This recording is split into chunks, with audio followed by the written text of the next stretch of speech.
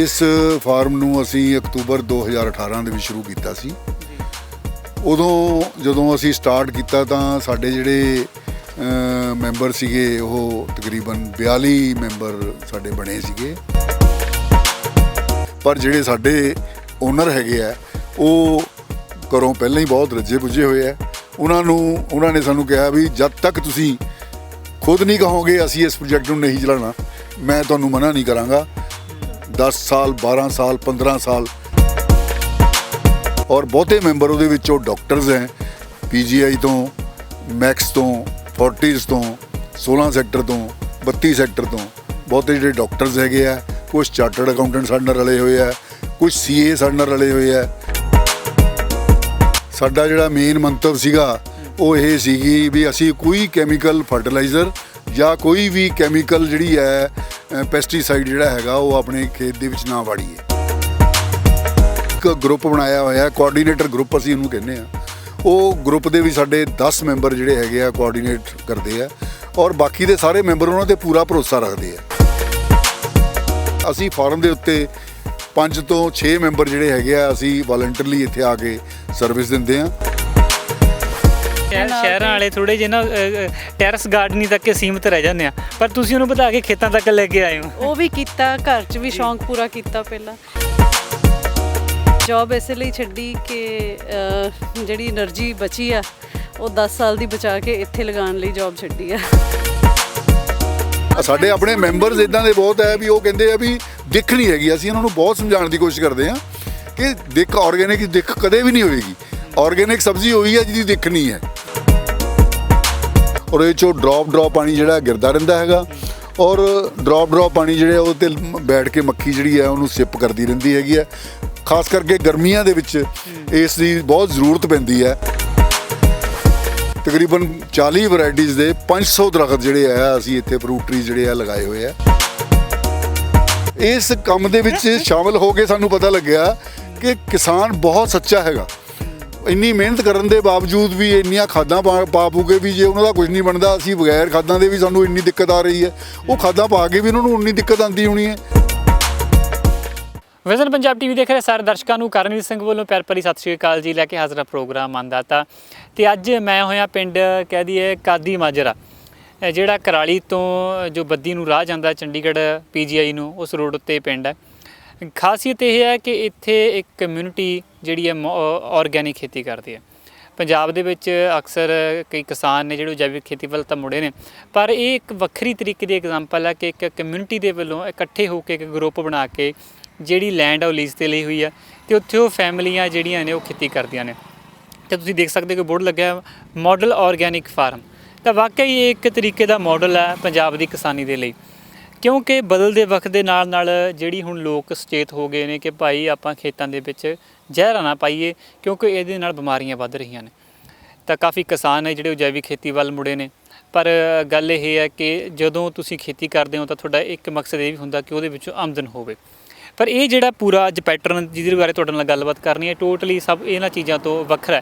ਇੱਕ ਤਰੀਕੇ ਦੀ community farming ਕੀਤੀ ਜਾ ਰਹੀ ਹੈ ਅਤੇ 50 ਦੇ ਕਰੀਬ ਫੈਮਲੀਆਂ ਇਕੱਠੀਆਂ ਹੋ ਕੇ ਜਿਹੜੀ ਇਹ ਲੈਂਡ ਦੇ ਵਿੱਚ ਖੇਤੀ ਕਰਦੀਆਂ ਨੇ, ਕੁਝ ਕਿਸ ਨੂੰ ਸੰਭਾਲਦੇ ਨੇ ਅਤੇ ਉਹਦੀ ਜਿਹੜੀ ਸਪਲਾਈ ਆ ਉਹ 50 ਕਰੀਬ ਮੈਂਬਰਾਂ ਦੇ ਵਿੱਚ ਵੰਡ ਕੇ ਕੀਤੀ ਜਾਂਦੀ ਹੈ ਸਬਜ਼ੀਆਂ ਦੀ। ਅਤੇ ਅੱਜ ਇਸ ਸਿਲਸਿਲੇ ਵਿੱਚ ਅਸੀਂ ਇਸ ਫਾਰਮ 'ਤੇ ਆਏ ਹੋਏ ਸੀਗੇ। ਇੱਥੇ ਜੀਵਨਜੋਤ ਕੌਰ ਮੈਡਮ ਅਤੇ ਕੇਸ਼ਵ ਗੁਲਾਟੀ ਜੀ ਮੌਜੂਦ ਨੇ। ਉਹਨਾਂ ਨਾਲ ਪੂਰੀ ਗੱਲਬਾਤ ਕਰਾਂਗੇ ਅਤੇ ਜਾਣਾਂਗੇ ਕਿ ਜਿਹੜੀ ਕਮਿਊਨਿਟੀ ਫਾਰਮਿੰਗ ਆ, ਮਾਡਲ ਫਾਰਮਿੰਗ ਇੱਕ ਤਰੀਕੇ ਦੀ ਜੋ ਕਰ ਰਹੇ ਨੇ ਉਹ ਕਿਵੇਂ ਇਹਨਾਂ ਨੂੰ ਹੈਂਡਲ ਕੀਤਾ, ਕਿਉਂਕਿ 2018 ਵਿੱਚ ਇਹਨਾਂ ਨੇ ਸ਼ੁਰੂ ਕੀਤਾ ਸੀ ਅਤੇ ਹੁਣ ਤਕਰੀਬਨ ਤੀਜਾ ਸਾਲ ਲੱਗ ਚੁੱਕਿਆ ਅਤੇ ਬੜੇ ਵਧੀਆ ਤਰੀਕੇ ਨਾਲ ਉਹਨਾਂ ਨੇ ਇਸ ਨੂੰ ਮੈਨੇਜ ਕੀਤਾ ਹੋਇਆ। ਅਤੇ ਕੀ ਖਾਸੀਅਤ ਹੈ, ਕਿਵੇਂ ਇਹਨਾਂ ਨੇ ਪੂਰਾ ਇਸ ਸਿਸਟਮ ਨੂੰ ਮੈਨੇਜ ਕੀਤਾ ਹੋਇਆ, ਕਿੱਦਾਂ ਫੈਮਲੀਆਂ ਨੇ ਜਿਹੜੀਆਂ ਉਹ ਜੁੜੀਆਂ ਹੋਈਆਂ ਨੇ ਅਤੇ ਕਿਸ ਤਰੀਕੇ ਦੇ ਨਾਲ ਇੱਥੋਂ ਜਿਹੜੀ ਸਪਲਾਈ ਆ ਉਹ ਹਰ ਇੱਕ ਪਰਿਵਾਰ ਨੂੰ ਕੀਤੀ ਜਾਂਦੀ ਹੈ।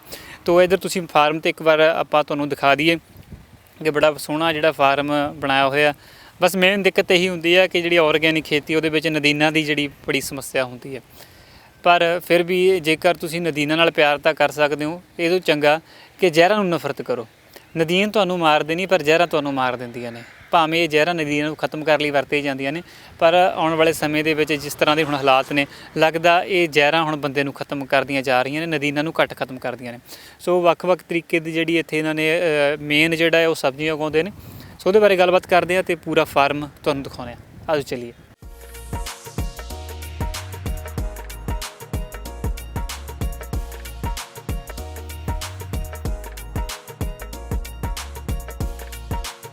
ਹੋਰ ਜੀ ਗੁਲਾਟੀ ਜੀ, ਸਤਿ ਸ਼੍ਰੀ ਅਕਾਲ। ਸਤਿ ਸ੍ਰੀ ਅਕਾਲ ਜੀ। ਬੈਠੋ ਜੀ, ਬੈਠੋ। ਵੈਲਕਮ।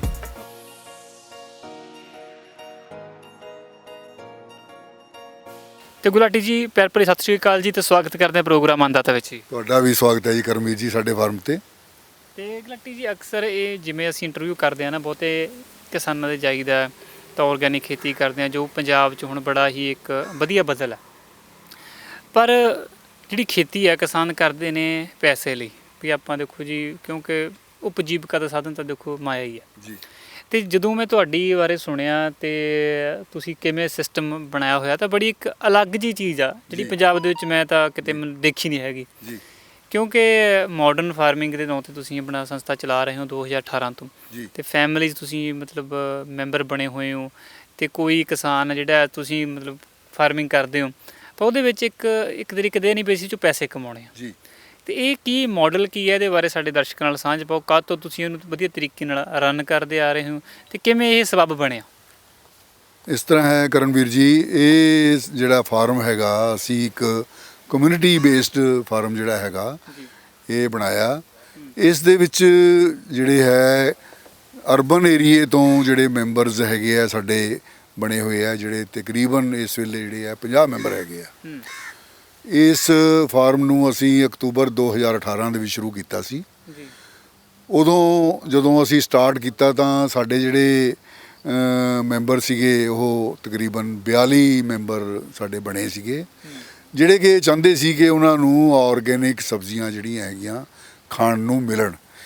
ਤੁਹਾਨੂੰ ਪਤਾ ਹੀ ਹੈ ਬਾਜ਼ਾਰ ਦੇ ਵਿੱਚ ਜਿੰਨੀ ਵੀ ਸਬਜ਼ੀ ਮਿਲਦੀ ਹੈ ਉਹ ਬਹੁਤ ਹੀ ਉਹਨਾਂ 'ਚ ਜ਼ਹਿਰਾਂ ਪਾਈਆਂ ਹੁੰਦੀਆਂ, ਕੈਮੀਕਲ ਪੈਸਟੀਸਾਈਡ ਜਿਹੜੇ ਹੈ ਯੂਜ਼ ਕੀਤੇ ਹੁੰਦੇ ਆ, ਤੇ ਬਿਮਾਰੀ ਦਾ ਘਰ ਜਿਹੜਾ ਉਹ ਕਾਰਨ ਬਣ ਰਹੇ ਆ। ਜੀ।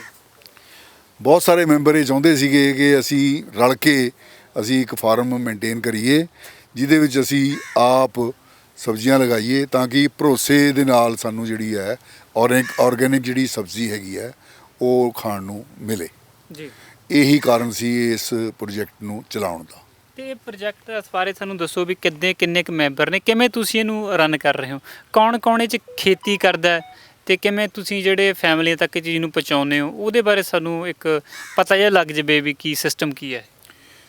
ਇਸ ਫਾਰਮ ਨੂੰ ਕਨਸੀਵ ਕਰਨ ਲਈ ਜਿਹੜਾ ਜੋ ਪ੍ਰੋਜੈਕਟ ਅਸੀਂ ਚਲਾਇਆ ਹੈ, ਉਸ ਪ੍ਰੋਜੈਕਟ ਨੂੰ ਕਨਸੀਵ ਕਰਨ ਦਾ ਜਿਹੜਾ ਸਿਹਰਾ ਹੈ ਉਹ ਸਾਡੇ ਜਿਹੜੇ ਗਰੁੱਪ ਦੇ ਚੇਅਰਮੈਨ ਹੈਗੇ ਆ ਡਾਕਟਰ ਸਚਿਨ ਗੁਪਤਾ, ਜੋ ਕਿ ਮੈਕਸ ਹਸਪੀਟਲ ਦੇ ਵਿੱਚ ਇੱਕ ਕੈਂਸਰ ਵਾਰਡ ਦੇ ਡਾਇਰੈਕਟਰ ਹੈਗੇ ਆ। ਜੀ। ਉਹਨਾਂ ਦੀ ਸੋਚ ਹੈ ਜਿਨ੍ਹਾਂ ਨੇ ਇਸ ਨੂੰ ਪ੍ਰੋਜੈਕਟ ਨੂੰ ਬਣਾਉਣ ਦੇ ਵਿੱਚ ਸੋਚਿਆ। ਇੱਕ ਮੀਟਿੰਗ ਕਾਲ ਕੀਤੀ ਗਈ ਮਈ ਜੂਨ 18 ਦੇ ਵਿੱਚ। ਉਹਦੇ ਵਿੱਚ ਲਾਈਕ ਮਾਈਂਡਡ ਪਰਸਨਸ ਨੂੰ ਬੁਲਾਇਆ ਗਿਆ, ਉਹਨਾਂ ਨੇ ਆਪਣਾ ਜੋ ਉਹਨਾਂ ਦੀ ਸੋਚ ਸੀਗੀ ਉਹਦੇ ਬਾਰੇ ਜਾਣੂ ਕਰਾਇਆ, ਤਾਂ ਬਹੁਤ ਸਾਰੇ ਮੈਂਬਰਾਂ ਨੇ ਚੰਗਾ ਹੁੰਗਾਰਾ ਦਿੱਤਾ ਉਹਦੇ ਵਿੱਚ। ਉਸ ਵੇਲੇ ਸਾਨੂੰ ਬਹੁਤਾ ਗਿਆਨ ਨਹੀਂ ਸੀ, ਕਿਉਂਕਿ ਬੇਸਿਕਲੀ ਸਾਡਾ ਕੋਈ ਵੀ ਮੈਂਬਰ ਕਿਸਾਨ ਨਹੀਂ ਸੀਗਾ, ਅਸੀਂ ਸਾਰੇ ਅਰਬਨ ਕਮਿਊਨਿਟੀ ਨੂੰ ਜਿਹੜੀ ਹੈ ਬਿਲੋਂਗ ਕਰਦੇ ਹਾਂ। ਉਦੋਂ ਅਸੀਂ 12,000 ਰੁਪਏ 6 ਮਹੀਨੇ ਦੇ ਜਿਹੜੇ ਖਰਚੇ ਜਿਹੜੇ ਹੈ ਉਹ ਅਸੀਂ ਕੰਟਰੀਬਿਊਟ ਕੀਤੇ ਪਰ ਮੈਂਬਰ, ਔਰ ਇਸ ਦੀ ਸ਼ੁਰੂਆਤ ਕੀਤੀ ਇੱਕ ਕੰਸਲਟੈਂਟ ਇੰਗੇਜ ਕੀਤੇ ਜਿਹੜੇ ਸਾਨੂੰ ਫ੍ਰੀ ਆਫ ਕਾਸਟ ਬਿਨਾਂ ਕੋਈ ਸਾਡੇ ਤੋਂ ਫੀਸ ਲਏ ਸਾਨੂੰ ਕੰਸਲਟੈਂਸੀ ਦਿੰਦੇ ਸੀ। ਮਿਸਟਰ ਰਾਹੁਲ ਮਹਾਜਨ ਚੰਡੀਗੜ੍ਹ ਤੋਂ, ਉਹਨਾਂ ਨੇ ਇਸ ਪ੍ਰੋਜੈਕਟ ਨੂੰ ਸ਼ੁਰੂ ਕਰਨ ਦੇ ਵਿੱਚ ਸਾਡੀ ਜਿਹੜੀ ਹੈ ਸਹਾਇਤਾ ਕੀਤੀ। ਮੇਨ ਹੁੰਦੀ ਹੈ ਜੀ ਜ਼ਮੀਨ, ਹੈ ਨਾ, ਖੇਤੀ ਕਰਨ ਲਈ ਜ਼ਮੀਨ ਵੀ ਚਾਹੀਦੀ ਹੈ। ਫਿਰ ਇਹ ਜਿਹੜੀ ਲੈਂਡ ਹੈ ਇਹ ਕਿੱਦਾਂ ਅਰੇਂਜ ਕੀਤੀ ਸਾਰੀ? ਇਹ ਜ਼ਮੀਨ ਜਿਹੜੀ ਹੈ ਸਾਡੇ ਇੱਕ ਮੈਂਬਰ ਹੀ ਹੈ, ਉਹਨਾਂ ਦੀ ਮਲਕੀਅਤ ਹੈ। ਉਹਨਾਂ ਨੇ ਬਤੌਰ ਇਨਵੈਸਟਮੈਂਟ ਇਸ ਨੂੰ ਜਿਹੜੀ ਹੈ ਖਰੀਦਿਆ ਸੀਗਾ ਮਈ 18 ਦੇ ਵਿੱਚ, ਤੇ ਉਸ ਮੀਟਿੰਗ ਦੇ ਵਿੱਚ ਵੀ ਉਹ ਸ਼ਾਮਲ ਹੋਏ ਸੀਗੇ। ਤਾਂ ਜਦੋਂ ਉਹਨਾਂ ਨੂੰ ਮਤਲਬ ਗੱਲਬਾਤ ਕੀਤੀ ਗਈ ਤਾਂ ਉਹਨਾਂ ਨੇ ਵਾਲੰਟਰਲੀ ਆਪ ਹੀ ਆਫਰ ਕੀਤਾ ਕਿ ਤੁਸੀਂ ਮੇਰੀ ਜਿਹੜੀ ਜ਼ਮੀਨ 4 ਏਕੜ ਮੇਰੇ ਕੋਲ ਹੈਗੀ ਹੈ, ਅਗਰ ਤੁਸੀਂ ਉਹ 'ਤੇ ਕਰਨਾ ਚਾਹੋ ਤਾਂ ਇਸ ਦੇ ਉੱਤੇ ਤੁਸੀਂ ਇਹ ਪ੍ਰੋਜੈਕਟ ਨੂੰ ਜਿਹੜੀ ਹੈ ਚਲਾ ਸਕਦੇ ਹਾਂ। ਕਿਉਂਕਿ ਮੇਨ ਗੱਲ ਇਹ ਹੁੰਦੀ ਹੈ ਵੀ ਜਦੋਂ ਅਸੀਂ ਕੋਈ ਜ਼ਮੀਨ ਜਿਹੜੀ ਹੈ ਉਹ ਲੀਜ਼ 'ਤੇ ਲੈਂਦੇ ਹਾਂ ਤਾਂ ਕੁਝ ਸਾਲਾਂ ਬਾਅਦ ਜਦੋਂ ਉਹ ਜ਼ਮੀਨ ਜਿਹੜੀ ਹੈ ਅੱਛੀ ਬਣ ਜਾਂਦੀ ਹੈ, ਆਰਗੈਨਿਕ ਬਣ ਜਾਂਦੀ ਹੈ, ਉਹਦੇ ਤੱਤ ਜਿਹੜੇ ਆ ਪੂਰੇ ਹੋ ਜਾਂਦੇ ਆ ਤਾਂ ਉਹ ਜਿਹੜਾ ਮਾਲਕ ਹੁੰਦਾ ਹੈ ਉਸ ਦੀ ਸੋਚ ਜਿਹੜੀ ਆ ਬਦਲ ਜਾਂਦੀ ਹੈ। ਉਹ ਬਾਰਗੇਨ ਕਰਨਾ ਸ਼ੁਰੂ ਕਰ ਦਿੰਦਾ ਹੈ ਜਾਂ ਉਹ ਜ਼ਮੀਨ ਛੱਡਣ ਦੇ ਵਿੱਚ, ਕਿਉਂਕਿ ਜ਼ਿਆਦਾ ਮੁੱਲ 'ਤੇ ਵਿਕ ਸਕਦੀ ਹੈ, ਉਹ ਕੋਸ਼ਿਸ਼ ਕਰਦਾ ਹੈ ਵੀ ਮੈਂ ਇਸ ਨੂੰ ਹਥਿਆ ਲਵਾਂ ਵਾਪਸ ਤੇ ਕਰ ਲਵਾਂ। ਪਰ ਜਿਹੜੇ ਸਾਡੇ ਓਨਰ ਹੈਗੇ ਆ ਉਹ ਘਰੋਂ ਪਹਿਲਾਂ ਹੀ ਬਹੁਤ ਰੱਜੇ ਪੁੱਜੇ ਹੋਏ ਆ। ਉਹਨਾਂ ਨੇ ਸਾਨੂੰ ਕਿਹਾ ਵੀ ਜਦ ਤੱਕ ਤੁਸੀਂ ਖੁਦ ਨਹੀਂ ਕਹੋਗੇ ਅਸੀਂ ਇਸ ਪ੍ਰੋਜੈਕਟ ਨੂੰ ਨਹੀਂ ਚਲਾਉਣਾ, ਮੈਂ ਤੁਹਾਨੂੰ ਮਨਾ ਨਹੀਂ ਕਰਾਂਗਾ। 10 ਸਾਲ 12 ਸਾਲ 15 ਸਾਲ ਜਿੰਨੀ ਦੇਰ ਮਰਜ਼ੀ ਵੀ ਤੁਸੀਂ ਇਸ ਦੇ ਉੱਤੇ ਖੇਤੀ ਕਰ ਸਕਦੇ ਹੋ, ਤੁਸੀਂ ਪ੍ਰੋਜੈਕਟ ਨੂੰ ਸਕਸੈਸ ਬਣਾਓ। ਤੇ ਹੁਣ ਇੱਥੇ ਤੁਸੀਂ ਫਾਰਮਿੰਗ ਕਿਵੇਂ ਕਰਦੇ ਹੋ, ਕਿਸ ਤਰੀਕੇ ਨਾਲ ਮੈਨੇਜ ਕਰ ਰਹੇ ਹੋ? ਅਸੀਂ ਇੱਥੇ ਜਿਹੜੇ ਵਰਕਰ ਜਿਹੜੇ ਇੰਗੇਜ ਕੀਤੇ ਹੈਗੇ ਆ, ਜਿਹੜੇ 4 ਵਰਕਰ ਜਿਹੜੇ ਹੈ ਉਹ ਸਾਡੇ ਪਰਮਾਨੈਂਟ ਮੰਥਲੀ ਬੇਸਿਸ 'ਤੇ ਸਾਡੇ ਕੋਲ ਇੱਥੇ ਰੱਖੇ ਹੋਏ ਆ। ਇੱਕ ਵਰਕਰ ਸਾਡਾ ਰਾਤ ਨੂੰ ਇੱਥੇ ਰਹਿੰਦਾ ਹੈਗਾ, ਉਹ ਚੌਕੀਦਾਰੇ ਦਾ ਕੰਮ ਵੀ ਕਰਦਾ। ਅਸੀਂ ਉਸ ਨੂੰ ਕਿਚਨ ਔਰ ਰਹਿਣ ਦਾ ਪ੍ਰਬੰਧ ਉਹਦਾ ਕੀਤਾ ਹੋਇਆ ਔਰ ਸਿਰਫ ਈਟੇਬਲ ਸਮਾਨ ਜੋ ਹੈ ਰਾਸ਼ਨ ਦਾ, ਉਸ ਤੋਂ ਇਲਾਵਾ ਅਸੀਂ ਉਹਨੂੰ ਸਾਰੀ ਫੈਸਿਲਿਟੀ ਜਿਹੜੀ ਹੈ ਪ੍ਰੋਵਾਈਡ ਕਰਦੇ ਹਾਂ। ਠੀਕ ਹੈ। ਔਰ ਉਹ ਵਰਕਰਸ ਜਿਹੜੇ ਹੈਗੇ ਆ ਇੱਥੇ ਕੰਮ ਕਰਦੇ ਆ। 2-3 ਵਰਕਰ ਜਿਹੜੇ ਨੇੜੇ ਦੇ ਪਿੰਡਾਂ ਤੋਂ ਹੈਗੇ ਆ, ਉਹ ਸਵੇਰੇ 8 ਵਜੇ ਇੱਥੇ ਆ ਜਾਂਦੇ ਆ ਔਰ ਸ਼ਾਮ ਨੂੰ ਸੂਰਜ ਢਲਣ ਤੱਕ ਉਹ ਮਿਹਨਤ ਨਾਲ ਕੰਮ ਕਰਦੇ ਆ। ਤੇ ਹੁਣ ਤੁਸੀਂ ਪਰ ਫੈਮਿਲੀ ਅੱਜ ਕਿੰਨੀ ਆਪਣੇ ਕੋਲ ਤੁਸੀਂ ਫੈਮਿਲੀ ਤੁਹਾਡੇ ਨਾਲ ਮੈਂਬਰ ਨੇ, ਤੇ ਪਰ ਜਿਹੜੇ ਮੈਂਬਰ ਆ ਉਹਨੂੰ ਕਿੰਨੇ ਜਿਹੜੇ ਖਰਚਾ ਦੇਣਾ ਪੈ ਰਿਹਾ? ਅੱਜ ਦੀ ਡੇਟ ਦੇ ਸਾਡੇ ਜਿਹੜੇ ਮੈਂਬਰ ਹੈਗੇ ਆ ਉਹ 50 ਹੈਗੇ ਆ, ਜਿਹਦੇ ਚੋਂ ਮੈਂ ਵੀ ਇੱਕ ਹਾਂ। ਮੈਂ ਰੋਪੜ ਤੋਂ ਹਾਂ ਤੇ ਬਾਕੀ ਦੇ ਜਿਹੜੇ ਮੈਂਬਰ ਹੈ ਉਹ ਮੋਹਾਲੀ ਤੋਂ ਔਰ ਚੰਡੀਗੜ੍ਹ ਤੋਂ ਹੈ। ਔਰ ਬਹੁਤੇ ਮੈਂਬਰ ਉਹਦੇ ਵਿੱਚੋਂ ਡਾਕਟਰਸ ਹੈ, PGI ਤੋਂ, ਮੈਕਸ ਤੋਂ, ਫੋਰਟਿਸ ਤੋਂ, 16 ਸੈਕਟਰ ਤੋਂ, 32 ਸੈਕਟਰ ਤੋਂ ਬਹੁਤੇ ਜਿਹੜੇ ਡਾਕਟਰਸ ਹੈਗੇ ਆ। ਕੁਝ ਚਾਰਟਰਡ ਅਕਾਊਂਟੈਂਟ ਸਾਡੇ ਨਾਲ ਰਲੇ ਹੋਏ ਆ, ਕੁਝ CA ਸਾਡੇ ਨਾਲ ਰਲੇ ਹੋਏ ਆ। ਮਤਲਬ ਤਕਰੀਬਨ ਤੁਸੀਂ ਇਹ ਕਹਿ ਲਓ ਵੀ ਇੱਕ ਕਰੀਮ ਜਿਹੜੀ ਹੈਗੀ ਹੈ, ਜਿਹੜੇ ਕਿ ਬੰਦੇ ਆਰਗੈਨਿਕ ਖਾਣ ਦੇ ਵਿੱਚ ਵਿਸ਼ਵਾਸ ਕਰਦੇ ਆ ਔਰ ਉਹਨਾਂ ਨੂੰ ਭਰੋਸਾ ਸੀ ਸਾਨੂੰ ਇੱਥੇ ਜਿਹੜੀ ਹੈ ਸ਼ੁੱਧ ਜਿਹੜੀ ਹੈ ਸਬਜ਼ੀ ਮਿਲੇਗੀ, ਤਾਂ ਸਾਡੇ ਨਾਲ ਉਹ ਜੁੜੇ ਹੋਏ ਆ। ਜੀ ਠੀਕ ਹੈ। ਤੇ ਅੱਜ ਤੁਹਾਡੇ ਨਾਲੇ ਫਾਰਮ ਦੇਖਦੇ ਹਾਂ, ਨਾਲੇ ਹੋਰ ਗੱਲਾਂ ਪਤਾ ਕਰਦੇ ਹਾਂ। ਨਿਗਾਹ ਜੀ ਕੱਢ ਲਈਏ ਕੀ ਉਗਾਇਆ ਤੁਸੀਂ ਅੱਜ? ਜ਼ਰੂਰ ਜੀ।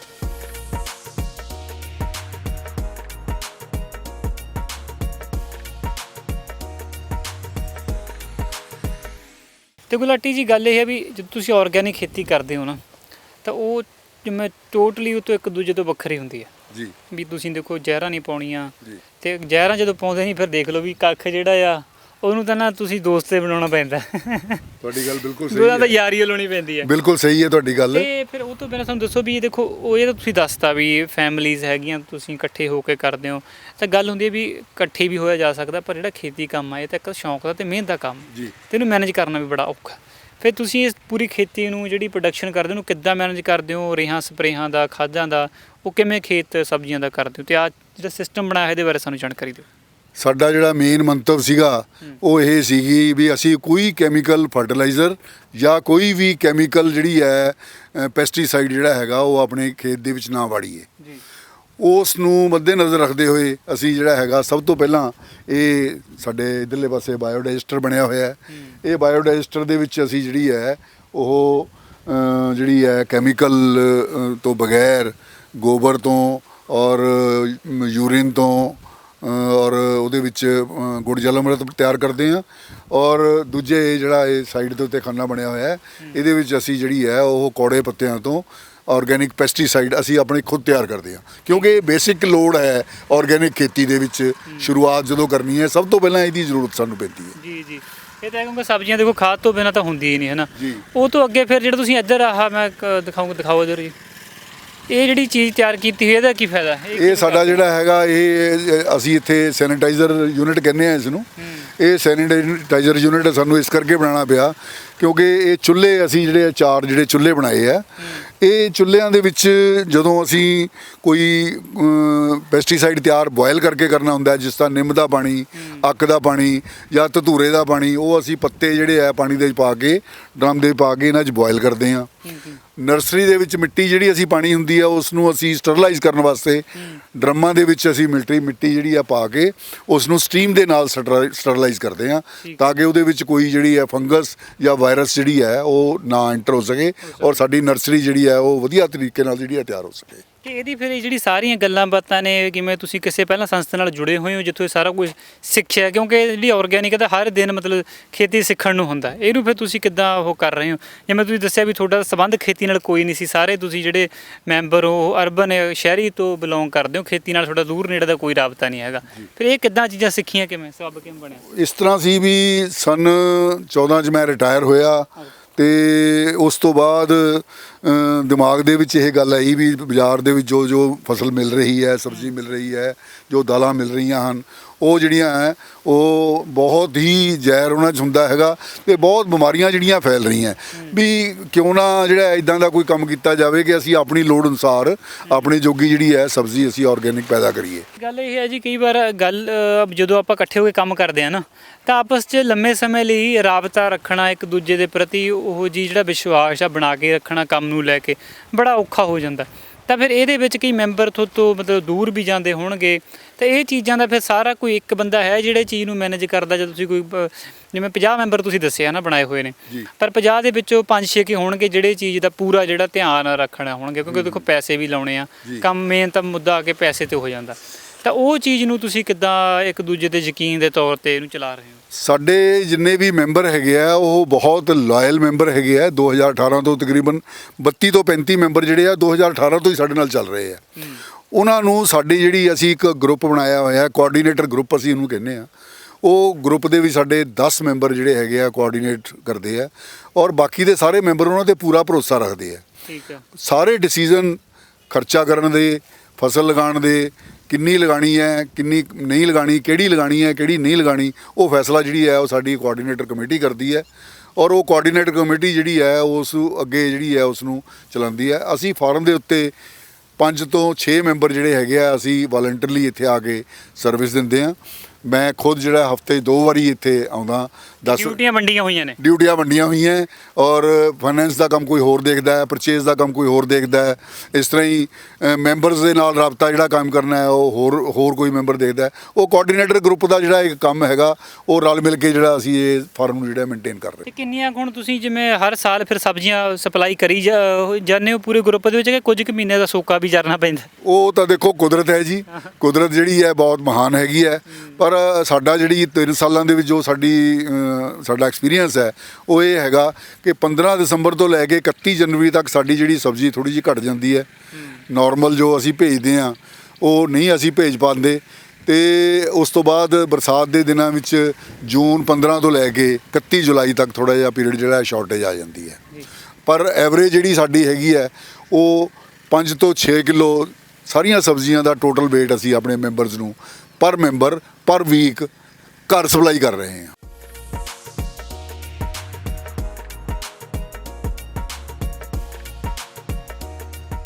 ਮੈਮ ਪਿਆਰੀ ਸਤਿ ਸ਼੍ਰੀ ਅਕਾਲ ਜੀ, ਤੇ ਤੁਹਾਡਾ ਵੀ ਸਵਾਗਤ ਕਰਦੇ ਹਾਂ ਅੰਦਾਜ਼ਾ ਪ੍ਰੋਗਰਾਮ ਵਿੱਚ ਜੀ। ਥੈਂਕ ਯੂ ਜੀ। ਤੇ ਤੁਸੀਂ ਥੋੜੇ ਜਿਹੇ ਬਿਜ਼ੀ ਸੀਗੇ ਤਾਂ ਕਰਕੇ ਤੁਹਾਡੇ ਨਾਲ ਗੱਲਾਂ ਲੇਟ ਹੋ ਗਈਆਂ ਕਰਨੀਆਂ। ਤੇ ਜਿਵੇਂ ਗੁਲਾਟੀ ਸਾਨੂੰ ਦੱਸ ਰਹੇ ਸੀ ਪੂਰਾ ਵਧੀਆ ਤਰੀਕੇ ਨਾਲ ਤੁਸੀਂ ਕਿੱਦਾਂ ਮੈਨੇਜ ਕਰ ਰਹੇ ਹੋ, ਪਰ ਸਭ ਤੋਂ ਵੱਡੀ ਗੱਲ ਤਾਂ ਖੇਤੀ 'ਚ ਅੱਜ ਕੱਲ੍ਹ ਇਹੀ ਹੈ, ਪੰਜਾਬ ਦਾ ਕਿਸਾਨ ਚਾਹੇ ਹਿੰਦੁਸਤਾਨ ਦਾ ਕਿਸਾਨ ਇਹੀ ਗੱਲੋਂ ਮਾਰ ਖਾ ਰਿਹਾ ਕਿ ਉਹ ਪੈਦਾ ਤਾਂ ਕਰ ਲੈਂਦਾ ਪਰ ਉਹਨੂੰ ਚੀਜ਼ ਜਿਹੜੀ ਹੈ ਮੈਨੇਜ ਨਹੀਂ ਕਰਨੀ ਆਉਂਦੀ। ਤੇ ਤੁਸੀਂ ਪਹਿਲਾਂ ਮੈਨੂੰ ਆਪਣੇ ਬਾਰੇ ਦੱਸੋ ਵੀ ਤੁਹਾਡਾ ਜਿਹੜਾ ਪ੍ਰੋਫੈਸ਼ਨ ਸੀ ਉਹ ਕਿੱਧਰ ਦਾ ਸੀ, ਤੇ ਤੁਸੀਂ ਫਿਰ ਖੇਤਾਂ ਦੇ ਨਾਲ ਕਿੱਦਾਂ ਅੱਜ ਮੱਥਾ ਲਾ ਲਿਆ? ਪ੍ਰੋਫੈਸ਼ਨ ਤਾਂ ਪੜ੍ਹਾਈ ਲਿਖਾਈ ਵਾਲਾ ਹੀ ਸੀਗਾ ਜੀ, ਤੇ ਇੱਧਰ ਵੀ ਜੇ ਆਪਣੀ ਪੜ੍ਹਾਈ ਨੂੰ ਤੁਸੀਂ ਪੜ੍ਹੇ ਲਿਖੇ ਹਰ ਜਗ੍ਹਾ ਤੁਸੀਂ ਕਿਤੇ ਵੀ ਕਾਮਯਾਬ ਹੋ ਸਕਦੇ ਹੋ, ਪੜ੍ਹਾਈ ਕਦੀ ਵੇਸਟ ਨਹੀਂ ਜਾਂਦੀ ਜੀ ਜੀ, ਹੈ ਨਾ। ਤੇ ਇਹ ਸ਼ੌਂਕ ਸੀਗਾ, ਇਸ ਲਈ ਇਹ ਇੱਕ ਓਪਰਚੁਨਿਟੀ ਵੀ ਮਿਲੀ, ਰੱਬ ਨੇ ਜੋੜਿਆ ਇਹਦੇ ਨਾਲ। ਸ਼ਹਿਰਾਂ ਵਾਲੇ ਥੋੜੇ ਜਿਹੇ ਨਾ ਟੈਰਸ ਗਾਰਡਨਿੰਗ ਤੱਕ ਸੀਮਤ ਰਹਿ ਜਾਂਦੇ ਆ, ਪਰ ਤੁਸੀਂ ਉਹਨੂੰ ਵਧਾ ਕੇ ਖੇਤਾਂ ਤੱਕ ਲੈ ਕੇ ਆਏ ਹੋ। ਉਹ ਵੀ ਕੀਤਾ, ਘਰ 'ਚ ਵੀ ਸ਼ੌਂਕ ਪੂਰਾ ਕੀਤਾ। ਪਹਿਲਾਂ ਸ਼ੌਂਕ ਐਸਾ ਸੀਗਾ ਕਿ ਜਿਹੜਾ ਬਚਪਨ ਤੋਂ ਸੀਗਾ ਤੇ ਇਸ ਉਮਰ 'ਚ ਜਾ ਕੇ ਹੁਣ ਪੂਰਾ ਹੁੰਦਾ ਦਿਖਦਾ ਆ। ਜੌਬ ਇਸੇ ਲਈ ਛੱਡੀ ਕਿ ਜਿਹੜੀ એનર્ਜੀ ਬਚੀ ਆ ਉਹ 10 ਸਾਲ ਦੀ ਬਚਾ ਕੇ ਇੱਥੇ ਲਗਾਉਣ ਲਈ ਜੌਬ ਛੱਡੀ ਆ। ਤੇ ਕਿਸ ਜੌਬ ਤੋਂ ਤੁਸੀਂ ਰਿਟਾਇਰ ਹੋਏ ਹੋ?